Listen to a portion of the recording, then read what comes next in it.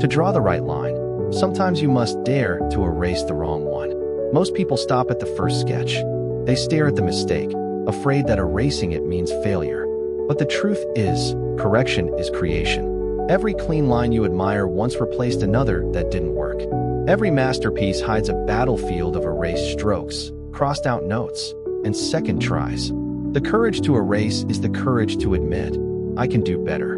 In life, the wrong lines are choices that don't fit, habits that hold you back, voices that drown your own. To grow, you must pick up the eraser. Not to forget, but to make space for what finally feels right. The artist doesn't cry over the line that went astray.